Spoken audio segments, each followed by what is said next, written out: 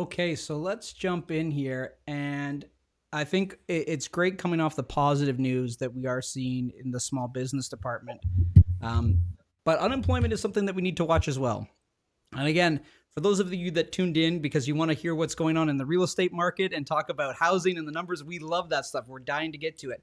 This stuff is important because this is impacting that certainty versus uncertainty that we're talking about on why buyers aren't currently out there in the market. So all of this stuff is super relevant in terms of why we're seeing what we're seeing in the housing market. So we got to take a look at it.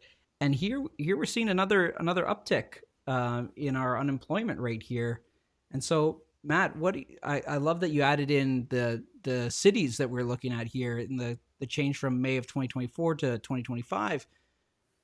But talk to me a little bit about where we are now, because I look at this and I see we're as high as we were in second half of 2016. It looks like.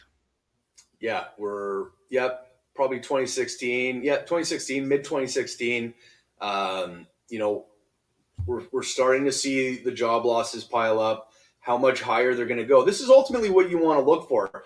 When this number actually starts to stagnate and start to roll over to the downside, this is what's going to bring a little bit more confidence into the market. We don't know how much more we have to go on the job loss side.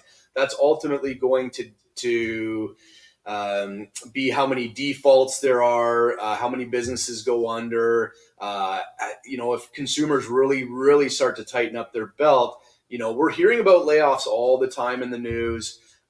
So this is something you have to keep an eye on, because if people don't have jobs, they can't spend money into the economy, which slows it down significantly.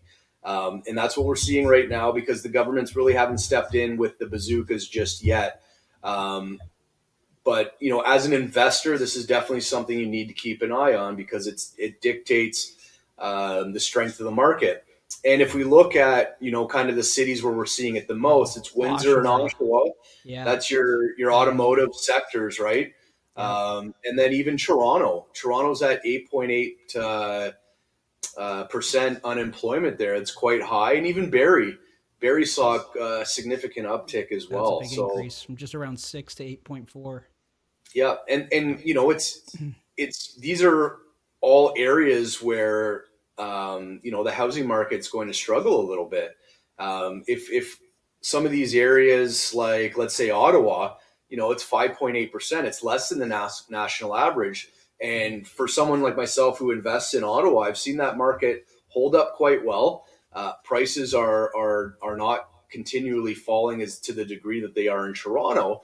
And a lot of that has to be because, well, a lot of people work for the government in Ottawa, and the government's not laying off right now.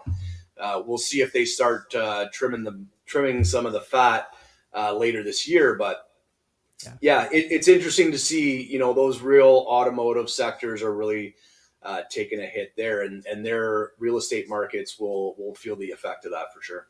Yeah.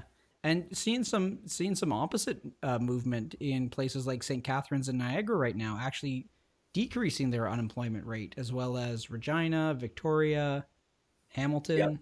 Interesting. A lot of people moving out east and bringing jobs with them, right? If there's still a lot of people that can work from a computer or work online, they're going out to there, and I wonder if they're being classified as employed in Regina, but if they work on Toronto, I don't know how that works, but maybe. Yeah, good question.